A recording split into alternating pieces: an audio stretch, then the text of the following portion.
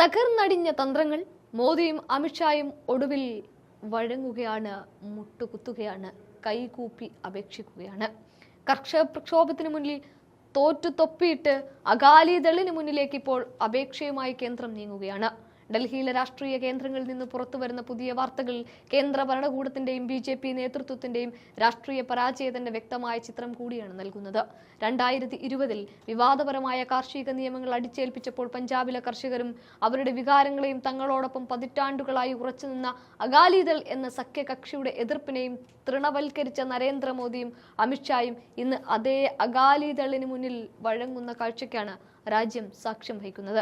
അന്ന് കർഷകരുടെ ചോരയും കണ്ണീരും കണ്ടില്ല എന്ന് നടിച്ച് സഖ്യം തകർന്നാലും ഒറ്റയ്ക്ക് പഞ്ചാബ് പിടിക്കുമെന്ന അമിത്ഷായുടെ അഹങ്കാരത്തിനാണ് വരാനിരിക്കുന്ന തെരഞ്ഞെടുപ്പ് മുന്നിൽ കണ്ട് ഇപ്പോൾ തിരിച്ചടി നേരിടുന്നത്.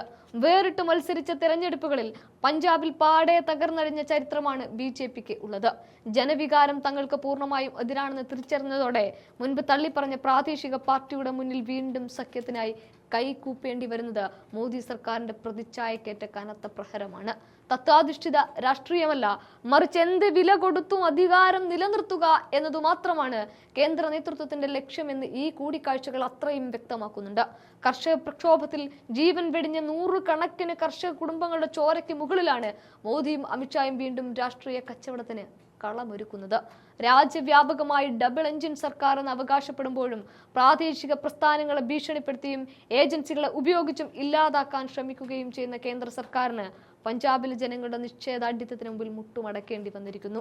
പ്രതിപക്ഷങ്ങളെയും കർഷകരെയും ദേശവിരുദ്ധരാക്കി ചിത്രീകരിച്ച കേന്ദ്ര ഭരണകൂടത്തിന്റെ വ്യാജ പ്രചാരണങ്ങൾ പഞ്ചാബിൽ വിലപ്പോയില്ല എന്നതിന്റെ തെളിവാണ് ഈ അടിയറവ് പറയൽ.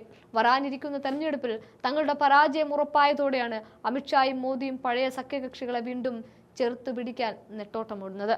എന്നാൽ ജനങ്ങളെയും കർഷകരെയും വഞ്ചിച്ച് ഈ അധികാര സഖ്യത്തെ പഞ്ചാബിലെ ജനങ്ങൾ തള്ളിക്കളയുമെന്നതിൽ യാതൊരു സംശയവുമില്ല.